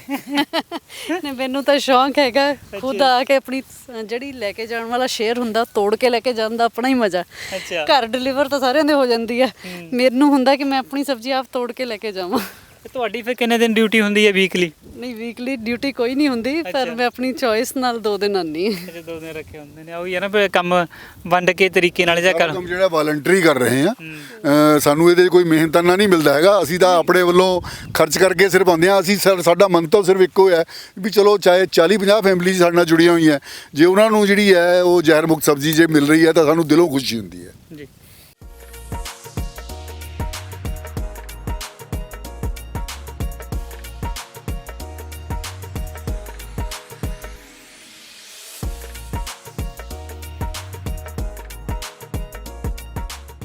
ਤੇ ਗਲਾਡੀ ਇੱਧਰ ਵੀ ਤੁਸੀਂ ਥੋੜਾ ਜਿਹਾ ਏਰੀਆ ਛੱਡ ਕੇ ਲੈਮਨ ਗ੍ਰਾਸ ਲਗਾਇਆ ਹੋਇਆ, ਇੱਧਰ ਤੁਹਾਡਾ ਪੇਠਾ ਵਗੈਰਾ, ਮਿੱਠਾ ਕੱਦੂ ਤੁਸੀਂ ਇੱਧਰ ਲਾਏ ਹੋਏ ਨੇ, ਵੇਲਾਂ ਬੂਲਾਂ ਜੀ ਹੈਗੀਆਂ ਇੱਧਰ। ਤੇ ਇਹ ਲੈਮਨ ਗ੍ਰਾਸ ਫਿਰ ਕਿੰਨੇ ਕੁ ਚਿਰ ਦਾ ਹੋ ਗਿਆ? ਇਹਦੀ ਵੀ ਤੁਸੀਂ ਪੈਕਿੰਗ ਕਰਕੇ ਸਪਲਾਈ ਵਗੈਰਾ ਕਰਦੇ ਹੋ ਕਿ ਆਪਣੀ ਸਾਰਾ? ਹਾਂਜੀ, ਲੈਮਨ ਗ੍ਰਾਸ ਜਿਹੜੀ ਹੈ ਅਸੀਂ ਸ਼ੌਕੀਆ ਤੌਰ ਤੇ ਲਗਾਇਆ ਸੀ। ਸਾਡੇ ਇੱਕ ਮੈਂਬਰ ਹੈਗੇ ਆ ਮਾਧਵ ਚੋਪੜਾ ਜੀ, ਉਹ ਕਾਫੀ ਵੱਡੇ ਪੈਮਾਨੇ ਤੇ 3 ਏਕੜ ਦੇ ਵਿੱਚ ਜਿਹੜੀ ਹੈ ਗੁੜਗਾਉਂ ਦੇ ਕੋਲ ਇਸ ਦੀ ਖੇਤੀ ਕਰਦੇ ਸੀਗੇ ਤੇ ਲੈਮਨ ਆਇਲ ਜਿਹੜਾ ਐਕਸਟ੍ਰੈਕਟ ਕਰਕੇ ਉਹਨੂੰ ਸੇਲ ਕਰਦੇ ਸੀਗੇ। ਉਹਨਾਂ ਨੇ ਸਾਨੂੰ ਜਿਹੜੀ ਹੈ ਸਪਲਾਈ ਕੀਤਾ ਇਹ ਲੈਮਨ ਗ੍ਰਾਸ। ਅਸੀਂ ਐਕਸਪੈਰੀਮੈਂਟ ਦੇ ਤੌਰ ਤੇ ਲਗਾਇਆ ਸੀ, ਪਰ ਮੈਂਬਰਾਂ ਨੇ ਇਹਨੂੰ ਬਹੁਤ ਪਸੰਦ ਕੀਤਾ। ਅਸੀਂ ਇਹਨੂੰ ਕੱਟ ਕੇ ਲੈਮਨ ਗ੍ਰਾਸ ਨੂੰ ਉਸ ਦੇ ਮਤਲਬ ਕਟਿੰਗ ਕਰਕੇ ਉਸ ਨੂੰ ਸੁਕਾ ਕੇ ਆਪਣੇ ਮੈਂਬਰਾਂ ਨੂੰ ਜਿਹੜੀ ਹੈ ਉਹ ਸਪਲਾਈ ਕਰਦੇ ਹਾਂ, ਔਰ ਚਾਹ ਦੇ ਵਿੱਚ ਪਾ ਕੇ ਉਹਨਾਂ ਨੇ ਇਹਨੂੰ ਯੂਜ਼ ਕੀਤਾ ਐਜ਼ ਟੀ। ਬਹੁਤ ਅੱਛਾ ਜਿਹੜਾ ਫਲੇਵਰ ਹੈ ਇਹਦਾ। ਤੁਹਾਨੂੰ ਵੀ ਅੱਜ ਜ਼ਰੂਰ ਪਿਲਾਉਂਦੇ ਆ। ਮੇਰਾ ਆਪ ਜੀ ਲੱਗਿਆ ਹੋਇਆ ਕਿ ਮੈਂ ਵੀ ਲਾਏ ਹੋਏ ਨੇ। ਤੇ ਮੈਡਮ ਤੁਸੀਂ ਤਾਂ ਆ ਕੇ ਗੇੜਾ ਤੁਹਾਡਾ ਤਾਂ ਸਫਲ ਹੋ ਗਿਆ ਹੈ। ਮੈਂ ਤਾਂ ਆਪਣੇ ਜੋਗਾ ਤੋੜ ਲਿਆ। ਇਹੀ ਤਾਂ ਜਿਹੜਾ ਆਪਣੇ ਹੱਥੀਂ ਕਹਿ ਦਈਏ ਹੁਣ ਲੈ ਕੇ ਜਾਣਾ ਦਾ ਸਵਾਦ ਕਿ ਵੱਖਰਾ, ਪਤਾ ਵੀ ਹੁਣ ਇੱਥੋਂ ਆਇਆ ਵੈਸੇ ਕਿਵੇਂ ਗਿਆ। ਆਰਗੇਨਿਕ ਸਬਜ਼ੀ ਦਾ ਜਿਹੜਾ ਆਪਣਾ ਹੀ ਸਵਾਦ ਹੈ, ਬਾਜ਼ਾਰ ਦੀ ਸਬਜ਼ੀ ਤੁਸੀਂ ਖਾ ਹੀ ਨਹੀਂ ਸਕਦੇ। ਜਿਹਨੇ ਇੱਕ ਵਾਰੀ ਆਰਗੇਨਿਕ ਸਬਜ਼ੀ ਖਾ ਲਈ ਉਹ ਬਾਜ਼ਾਰ ਦੀ ਸਬਜ਼ੀ ਕਦੇ ਵੀ ਨਹੀਂ ਖਾ ਸਕਦਾ ਹੈਗਾ। ਉਹ ਹਮੇਸ਼ਾ ਕਹਿੰਦਾ ਮੈਨੂੰ ਲਿਆ ਦਿਓ, ਜਿਹੜੇ ਮਰਜ਼ੀ ਰੇਟ ਤੇ ਹੋਵੇ ਲਿਆ ਦਿਓ। ਮੈਂ ਇੱਕ ਗੱਲ ਕਰਨਵੀਰ ਜੀ ਜ਼ਰੂਰ ਕਹਿਣਾ ਚਾਹਾਂਗਾ, ਅਸੀਂ ਜਦੋਂ ਇਸ ਦੇ ਵਿੱਚ ਨਹੀਂ ਸ਼ਾਮਲ ਹੋਏ ਸੀਗੇ ਸਾਨੂੰ ਲੱਗਦਾ ਸੀਗਾ ਵੀ ਕਿਸਾਨ ਜਿਹੜਾ ਹੈ ਉਹ ਬਹੁਤ ਝੂਠ ਬੋਲਦਾ ਵੀ ਇਹ ਤਾਂ ਬਹੁਤ ਸੌਖਾ ਕੰਮ ਹੈਗਾ, ਇਹਨੂੰ ਤਾਂ ਆਮਦਨ ਵੀ ਬੜੀ ਅੱਛੀ ਹੈ, ਕੁਝ ਲਗਾਉਣਾ ਨਹੀਂ, ਪਾਣੀ ਪਾਉਣਾ, ਬੀਜ ਪਾਉਣਾ ਤੇ ਜਿਹੜੀ ਹੈ ਫਸਲ ਹੋ ਜਾਣੀ ਹੈ। ਇਸ ਕੰਮ ਦੇ ਵਿੱਚ ਸ਼ਾਮਲ ਹੋ ਕੇ ਸਾਨੂੰ ਪਤਾ ਲੱਗਿਆ ਕਿ ਕਿਸਾਨ ਬਹੁਤ ਸੱਚਾ ਹੈਗਾ। ਇੰਨੀ ਮਿਹਨਤ ਕਰਨ ਦੇ ਬਾਵਜੂਦ ਵੀ ਇੰਨੀਆਂ ਖਾਦਾਂ ਪਾ ਪੂ ਕੇ ਵੀ ਜੇ ਉਹਨਾਂ ਦਾ ਕੁਝ ਨਹੀਂ ਬਣਦਾ, ਅਸੀਂ ਬਗੈਰ ਖਾਦਾਂ ਦੇ ਵੀ ਸਾਨੂੰ ਇੰਨੀ ਦਿੱਕਤ ਆ ਰਹੀ ਹੈ, ਉਹ ਖਾਦਾਂ ਪਾ ਕੇ ਵੀ ਉਹਨਾਂ ਨੂੰ ਉਨੀ ਦਿੱਕਤ ਆਉਂਦੀ ਹੋਣੀ ਹੈ, ਉਹਨਾਂ ਦੇ ਪੱਲੇ ਕੁਝ ਨਹੀਂ ਪੈਂਦਾ ਹੋਣਾ। ਜਿੰਨਾ ਖਰਚ ਅਸੀਂ ਆਪਣੇ ਖੇਤ ਦੇ ਵਿੱਚ ਕਰ ਰਹੇ ਹਾਂ 4 ਏਕੜ ਦੇ ਵਿੱਚ, ਤੁਸੀਂ ਹਿਸਾਬ ਲਾ ਲਓ ਵੀ ਸਾਡਾ 1 ਲੱਖ ਰੁਪਈਆ ਪਰ ਮੰਥ ਦੇ ਐਕਸਪੈਂਸਿਸ ਹੈ।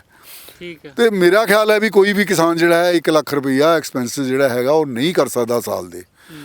ਤੇ ਗਵਰਨਮੈਂਟ ਨੂੰ ਜ਼ਰੂਰ ਇਹਨਾਂ ਵੱਲ ਧਿਆਨ ਦੇਣਾ ਚਾਹੀਦਾ ਹੈ। ਸਬਸਿਡੀ ਜਿਹੜੀ ਦੇਣੀ ਹੈ ਉਹ ਕੈਮੀਕਲ ਫਰਟੀਲਾਈਜ਼ਰ ਤੇ ਪੈਸਟੀਸਾਈਡ ਦੀ ਸਬਸਿਡੀ ਦੇ ਬਜਾਏ ਦੂਜੀ ਪਾਸੇ ਧਿਆਨ ਦੇਣਾ ਚਾਹੀਦਾ ਹੈ। ਆਰਗੇਨਿਕ ਵੱਲ ਜਿਹੜਾ ਹੈ ਗਵਰਨਮੈਂਟ ਨੂੰ ਧਿਆਨ ਦੇਣਾ ਚਾਹੀਦਾ ਹੈ। ਇਹ ਜਿਹੀ ਆਰਗੇਨਾਈਜੇਸ਼ਨ ਬਣਾਉਣ ਦੇ ਲਈ ਫਾਈਨੈਂਸ਼ੀਅਲੀ ਹੈਲਪ ਵੀ ਕਰਨੀ ਚਾਹੀਦੀ ਹੈ। ਹਾਂ, ਫਾਈਨੈਂਸ਼ੀਅਲੀ ਹੈਲਪ ਬਹੁਤ ਜ਼ਰੂਰੀ ਹੈ। ਮੈਂ ਉਹੀ ਕਹਿ ਰਿਹਾ ਧਿਆਨ ਦੇਣਾ ਚਾਹੀਦਾ ਫਾਈਨੈਂਸ਼ੀਅਲੀ ਹੈਲਪ। ਸਬਸਿਡੀਜ਼ ਦੀ ਮੈਂ ਤਾਂ ਹੀ ਜ਼ਿਕਰ ਕੀਤਾ ਵੀ ਸਬਸਿਡੀਜ਼ ਜਿਹੜੀਆਂ ਉਹ ਕਿਸਾਨ ਨੂੰ ਇਹ ਜਿਹੜੀ ਹੈ ਆਰਗੇਨਿਕ ਵੱਲ ਲਿਆਉਣ ਦੇ ਵਿੱਚ ਬਹੁਤ ਜਿਹੜੀ ਹੈ ਲਾਹੇਵੰਦ ਹੋ ਸਕਦੀ ਹੈ। ਜੀ ਗੁਲਾਟੀ ਜੀ, ਤੁਹਾਡਾ ਬਹੁਤ ਬਹੁਤ ਸ਼ੁਕਰੀਆ ਸਾਰੀ ਗੱਲਬਾਤ ਲਈ। ਤੇ ਮੈਡਮ ਤੁਹਾਡਾ ਵੀ ਜੀ ਬਹੁਤ ਬਹੁਤ ਧੰਨਵਾਦ ਵਕਤ ਦੇਣ ਦੇ ਲਈ। ਤੁਹਾਡਾ ਵੀ ਬਹੁਤ ਧੰਨਵਾਦ ਜੀ, ਤੁਸੀਂ ਸਮਾਂ ਕੱਢ ਕੇ ਸਾਡੇ ਕੋਲ ਆਏ, ਸਾਡਾ ਫਾਰਮ ਵਿਜ਼ਿਟ ਕੀਤਾ, ਸਾਡੀ ਹੌਸਲਾ ਅਫਜ਼ਾਈ ਕੀਤੀ, ਬਹੁਤ ਅੱਛਾ ਲੱਗਿਆ।